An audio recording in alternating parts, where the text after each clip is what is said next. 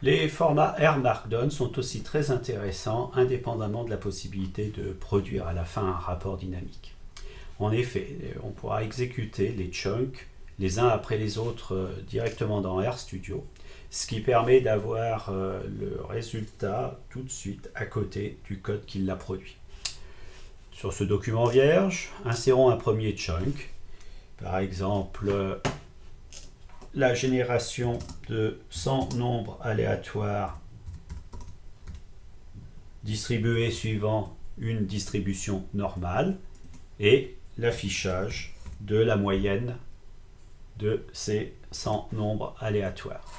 Le chunk étant écrit, eh bien on peut l'exécuter sans passer par la production d'un rapport dynamique. On peut l'exécuter grâce à cette petite flèche, exécuter, run current chunk, que l'on trouve dans chaque chunk R. Le résultat, moins 0,06, est produit juste en dessous du code. On peut lier des chunks entre eux. Par exemple, maintenant, je peux faire apparaître, grâce à ce chunk, la distribution de mes 100 nombres aléatoires que j'ai mis dans le vecteur X. Voici l'histogramme produit.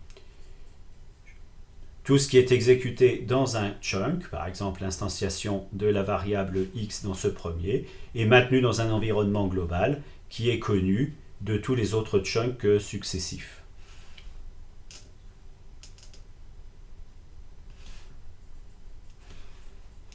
Voici un troisième chunk qui, lui, va demander d'imprimer le vecteur X afin de connaître les valeurs qui ont été générées de manière automatique.